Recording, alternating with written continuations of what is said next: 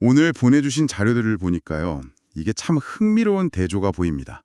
2026년 1월 16일, 대한민국의 두 개의 큰 자산 시장이 말 그대로 활활 타오르고 있거든요.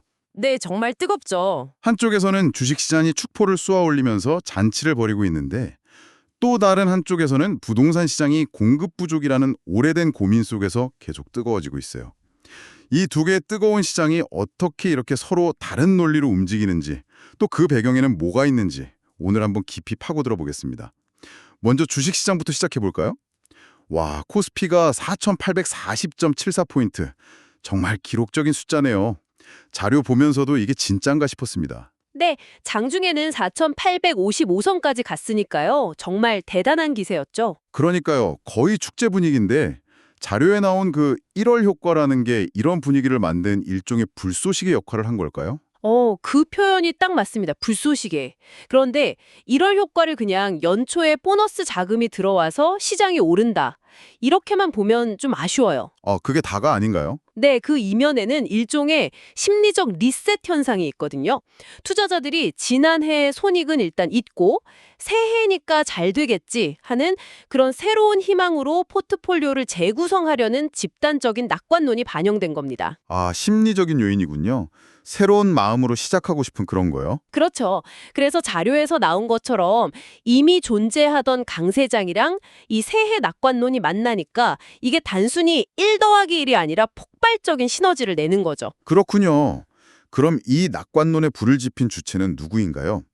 자료를 보니까 투자자별로 움직임이 제각각이던데 특히 외국인들이 다시 돌아왔다는 점이 눈에 띄네요. 바로 그 지점이 오늘 시장을 이해하는 핵심입니다. 외국인들이 1월 초에 잠시 주춤했었거든요. 네, 맞아요. 순매도가 좀 있었죠. 그런데 다시 대형 성장주 중심으로 아주 강력하게 매수하고 있어요. 이건 한국 시장의 펀더멘탈, 특히 특정 산업의 성장 가능성을 아주 긍정적으로 보고 있다는 강력한 신호입니다. 아하, 이게 마치 잘 짜인 오케스트라 같아요. 오케스트라요? 네, 외국인들이 선두에서 시장을 이끄는 제일 바이올린 역할을 하면요. 기관 투자자들은 묵직하게 대형주를 사들이면서 시장의 중심을 잡아주는 콘트라베이스 역할을 하고 있죠. 와, 비유가 재밌네요. 여기에 개인 투자자들은 변동성의 큰 새로운 테마주들을 공략하면서 다양한 화음을 더하는 퍼커션 같고요. 각자의 역할이 명확합니다. 오케스트라 비유 귀에 쏙쏙 들어오네요.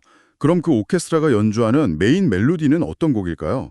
반도체 주도장은 이제 너무 익숙해서 이해가 되는데 자료를 보니 갑자기 모베이스 전자나 뉴로메카 같은 로봇, 자동화 관련주가 이렇게 떠오르는 건 좀 의외입니다. 이게 그냥 단기적인 유행에 편승한 테마주 열풍일 가능성은 없을까요? 아주 중요한 질문입니다. 충분히 그런 의심을 할 수 있죠. 삼성전자와 SK하이닉스 같은 반도체주는 시장의 뭐랄까 코어 근육 같은 존재입니다. 네, 튼튼한 기반이죠. 그렇죠. 이들이 튼튼하게 버텨주니까 지수가 신기록을 쓸 수 있는 건데요. 근데 시장이 이 코어 근육에만 의존했다면 오히려 좀 불안했을 거예요. 그런데 로봇, 자동화 같은 새로운 테마가 강력하게 치고 나왔다는 건 시장이 미래 먹거리를 아주 적극적으로 찾고 있다는 증거예요. 단기 열풍이라기보단 새로운 방향을 탐색하는 신호다. 네, 단기적인 열풍일 수도 있지만 중요한 건 시장의 관심이 미래로 확장되고 있다는 신호 그 자체입니다. 기존 주도주라는 안정적인 엔진과 새로운 테마주라는 터보 엔진이 함께 돌아가는 아주 건강한 상승장이라고 해석할 수 있습니다. 좋습니다. 기존 주도주와 새로운 테마의 공존? 그런데 이 뜨거운 시장 분위기랑은 달리 외국 환경은 좀 불안해 보입니다. 원달러 환율이 1,400원대를 넘어섰다는 건데요. 보통 원화 가치가 이렇게 떨어지면 외국인들은 환차손 때문에 돈을 빼지 않나요? 맞습니다. 원칙적으로는 그게 당연한 흐름이죠. 그렇죠. 달러로 바꿔나갈 때 손해를 보니까요. 그런데 지금은 그 원칙이 깨지고 있는 아주 흥미로운 국면입니다. 외국인 투자자들이 지금 이런 계산을 하고 있는 거예요. 원화 가치가 떨어져서 환전할 때 5% 손해를 본다고 치자. 그런데 내가 산 한국 주식이 20% 오를 것 같다면? 그래도 15% 이익이네. 바로 그겁니다. 즉, 환율의 불리함을 상쇄하고도 남을 만큼 특정 산업, 바로 반도체 같은 업종의 성장 스토리가 너무나 매력적인 거죠. 그렇군요. 오히려 수출 기업 입장에서는 원화가 약세니까 해외 시장에서 가격 경쟁력이 생겨서 실적이 더 좋아질 거라는 기대감도 있고요. 그 논리는 이해됩니다만 거기엔 한계가 있지 않을까요? 지금이야 1,400원대지만 만약 여기서 더 올라서 1,450원, 1,500원 선까지 간다면요? 그럼 외국인들도 결국엔 버티지 못하고 자금을 회수하기 시작하지 않을까요? 이 아슬아슬한 균형이 언제까지 갈 수 있을까요? 정확한 지적이십니다. 당연히 한계는 있습니다. 모든 균형은 깨지기 마련이죠. 지금은 주식시장의 상승 모멘텀이 환율 리스크를 압도하고 있지만 말씀하신 대로 환율이 어떤 임계점을 넘어버리거나 혹은 주식시장의 상승 동력이 약해지거나 그래서 앞으로 시장을 볼 때 이 둘 사이의 힘겨루기를 계속 주시해야 하는 겁니다. 정말 중요한 관전 포인트죠. 그리고 이 힘겨루기에 영향을 미칠 또 하나의 변수가 바로 금리네요. 한국은행이 기준금리를 2.50%로 5개월째 동결했다고 나와 있습니다. 일단 시장에 돈이 더 마르지는 않을 테니 주식시장에는 좋은 소식으로 들리는데요. 네, 단기적으로는 그렇죠. 기업이나 투자자 입장에서 이자 부담이 더 늘지 않으니 안도할 수 있습니다. 하지만 자료를 자세히 뜯어보면 이번 동결의 배경 설명이 아주 의미심장합니다. 배경 설명이요? 네, 바로 부동산 등 자산 시장의 과열에 대한 우려를 언급하고 있거든요. 이건 중앙은행이 시장에 보내는 일종의 신호입니다. 어떤 신호죠? 금리를 올리지는 않겠지만 너희들 너무 과열되면 가만두지 않겠다는 경고인 셈이죠. 아, 현재의 저금리 기조가 영원할 수는 없다는 암시를 주는 겁니다. 그리고 바로 이 부동산 시장에 대한 우려가 우리가 살펴볼 다음 주제와 아주 자연스럽게 연결이 됩니다. 바로 그 지점이네요. 금리를 동결한 이유 중 하나가 부동산 시장 과열 우려라고 하셨는데 그 말은 지금 부동산 시장이 그만큼 심상치 않다는 뜻이겠죠. 그렇습니다. 자료에서도 서울과 수도권의 상승 압력이 여전하다고 경고하고 있고요. 맞습니다. 주식시장이 미래 성장성이라는 기대감을 먹고 자란다면 부동산 시장은 구조적 공급 부족이라는 아주 현실적인 문제에 발목이 잡혀 있는 거죠. 제가 자료에서 아주 인상 깊게 본 수치가 하나 있는데요. 어떤 거죠? 올해 서울의 예상 아파트 입주 물량이 지난 5년 평균의 60% 수준에 불과하다고 나와 있더군요. 똑하네요. 이건 심리적인 문제를 넘어선 그냥 물리적인 문제군요. 맞습니다. 이건 마치 인기 콘서트 티켓팅과 비슷해요. 티켓팅이요? 네. 좌석은 1만 석으로 딱 정해져 있는데 그 공연을 보고 싶어 하는 사람은 10만 명인 셈이죠.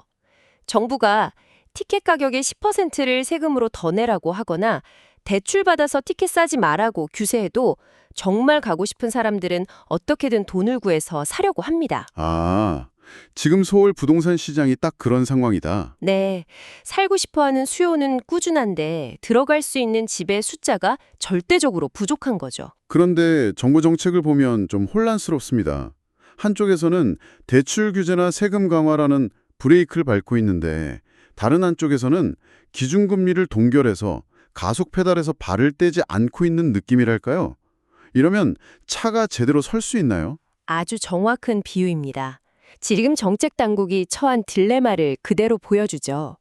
말씀하신 대로 대출과 세금이라는 브레이크로 수요를 억누르려고 하지만 금리 동결은 낮은 대출 이자를 유지시켜서 오히려 수요를 자극하는 요인이 되거든요. 그렇죠. 그렇다고 여기서 부동산 시장을 잡겠다고 금리를 덜컥 올려버리면 이제 막 축포를 쏘아 올린 주식시장을 포함해서 경제 전반에 찬물을 끼얹을 수 있습니다. 말 그대로 이러지도 저러지도 못하는 줄타기를 하고 있는 형국입니다. 집을 사는 것만이 문제가 아닌 것 같습니다.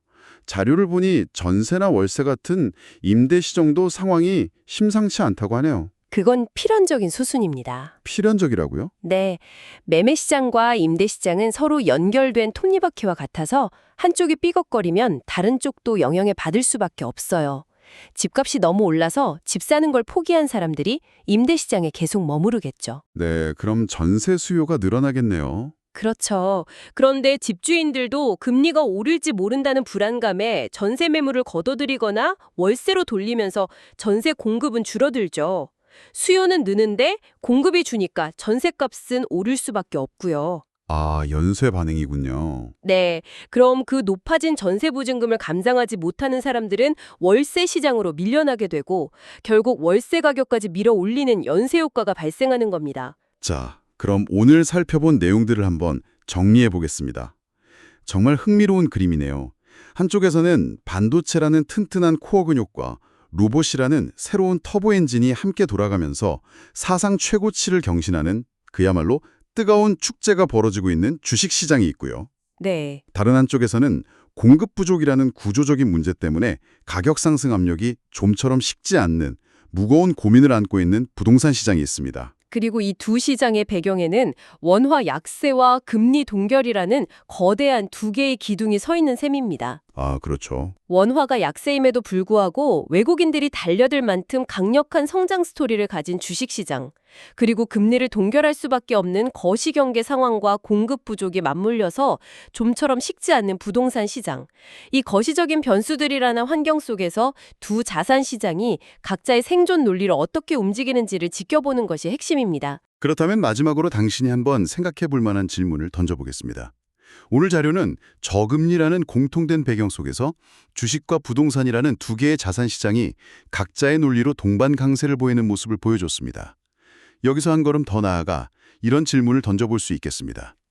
과연 이 아슬아슬한 동반 강세는 언제까지 지속될 수 있을까요? 그리고 만약 이 둘의 관계에 균열이 생긴다면 그 첫 번째 신호는 어디에서 나타나게 될까요? 주식시장의 뜨거운 낙관론이 결국 부동산 시장의 구조적인 문제를 앞동하게 될까요? 아니면 부동산 시장의 무거운 현실이 결국 주식시장의 축제 분위기에 찬물을 기얹게 될까요?